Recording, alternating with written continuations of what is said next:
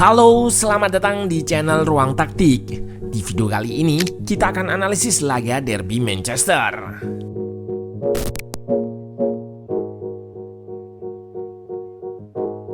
Michael Carrick mengawali debut keduanya sebagai pelatih Manchester United dengan catatan impresif.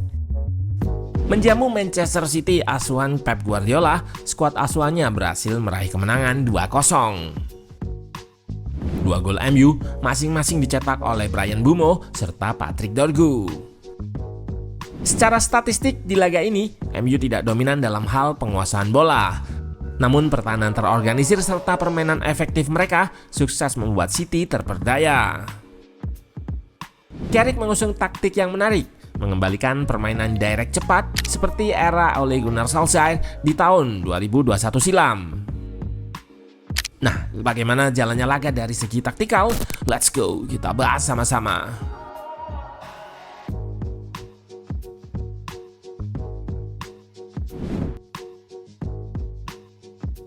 Di laga debut keduanya sebagai pelatih pengganti ini, Carrick menurunkan formasi 4-2-3-1. Maguire yang sudah kembali dari cedera berduet dengan Lisandro Martinez, diapit Dalot dan Shaw di sektor fullback.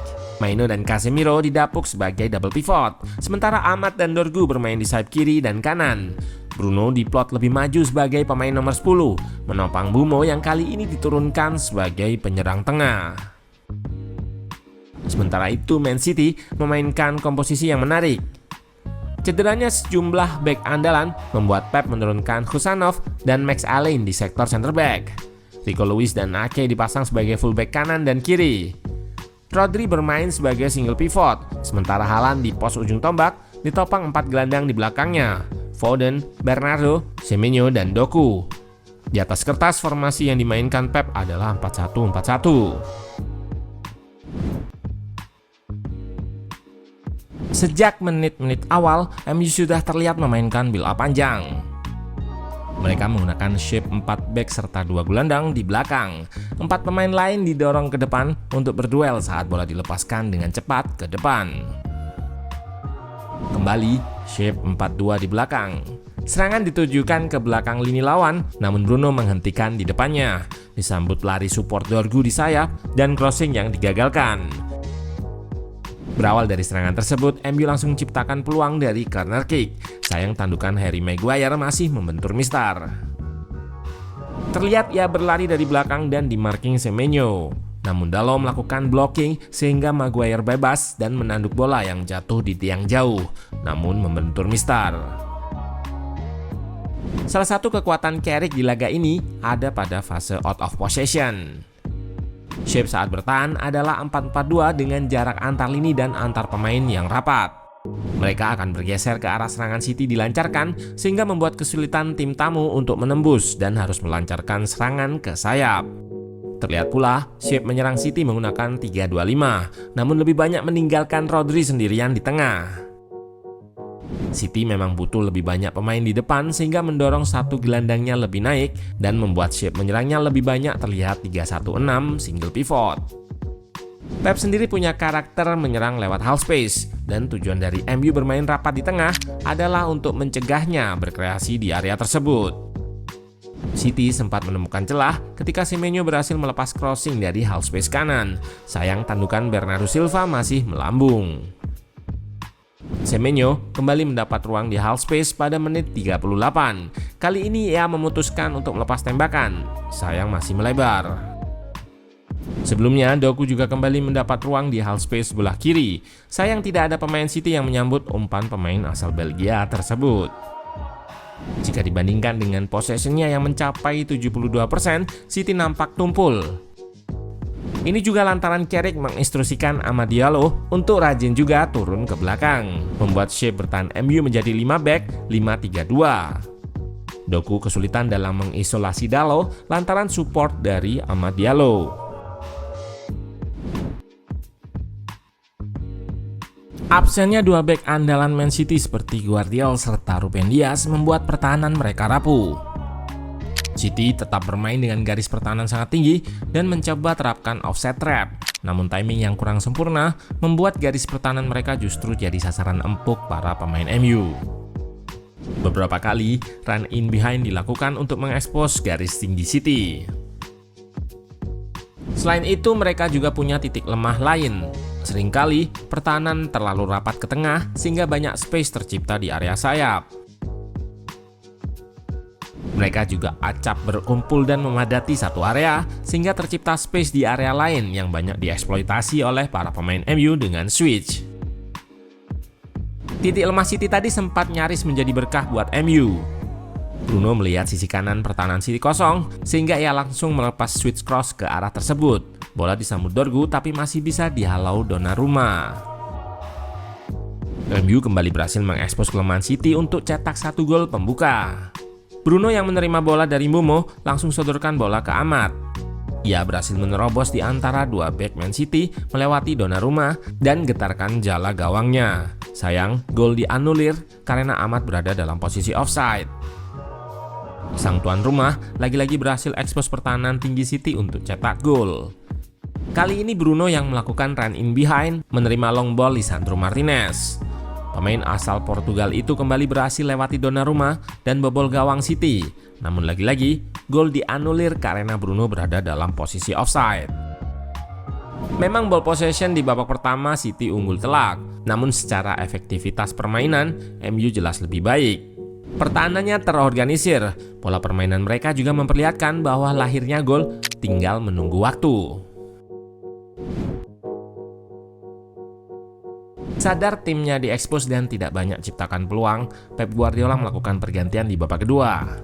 Cherki dan Oreli masuk, gantikan Foden dan Alin. Masuknya Oreli membuat Ake ditarik ke posisi center back, bertukar peran dengan dirinya. Perubahan ini ditujukan untuk menutup area sayap ketika City hilang bola.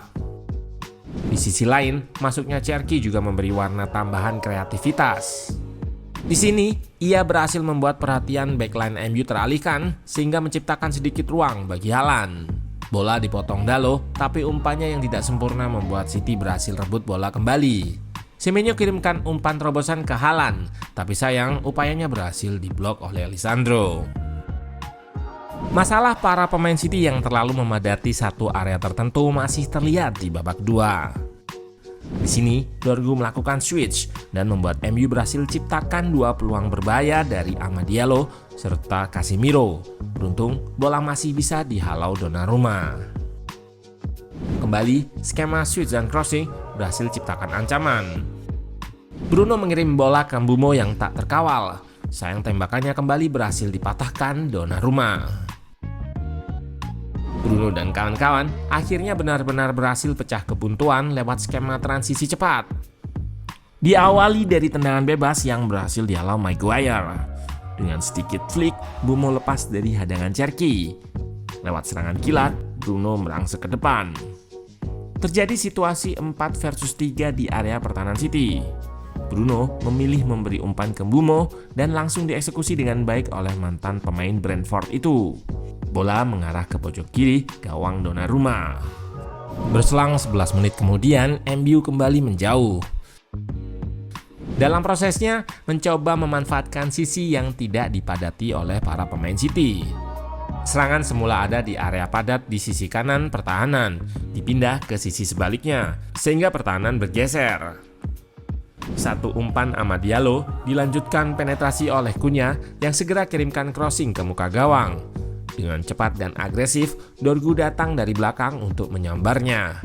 2-0, karakter permainan cepat MU muncul di sini. City masih berusaha mengejar ketertinggalan dengan memasukkan Tijani Reinders, Ait Nouri, dan Mukasa, menggantikan Bernardo Doku dan Haaland di menit 80. Setelah masuknya 3 pemain tadi, City lebih banyak melakukan penetrasi dan kombinasi untuk menusuk ke area penalti. Tijani berhasil memanfaatkan celah di area kiri pertahanan setelah menerima umpan backheel Cherki. Pemain asal Belanda itu lepaskan umpan silang ke tiang jauh. Sayang nggak ada pemain yang berhasil menyambut. Kembali, Tijani melihat celah di area kiri pertahanan MU, namun umpan silangnya ke arah Mukasa berhasil dipatahkan Shaw. Lewat serangan tadi, MU justru nyaris ciptakan gol ketiganya. Pertahanan City yang belum reshape membuat Ahmad tak terkawal dan mendapat ruang tembak terbuka. Beruntung City masih diselamatkan tiang gawang. Anak asuh Michael Carrick sejatinya berhasil ciptakan gol ketiga di penghujung babak kedua. Diawali dengan intercept Amad Diallo di kanan. Kembali terjadi situasi overload yang membuat Cunha lolos dari kawalan Ake. Ia lalu mengirim umpan silang ke Mount yang tidak terkawal. Bola masuk ke gawang, tetapi lagi-lagi gol dianulir wasit karena Cunha sudah lebih dulu terjebak offside.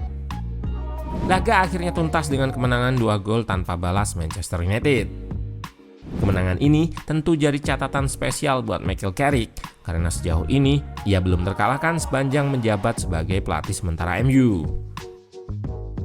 Selain itu, berkat kemenangan ini, posisi mereka naik 2 tingkat ke urutan 5 klasemen dengan perolehan 35 poin. Start MU di bawah Carrick memang mengesankan, tapi setelah laga ini, ia akan langsung mendapat ujian berikutnya, yakni melawan Arsenal.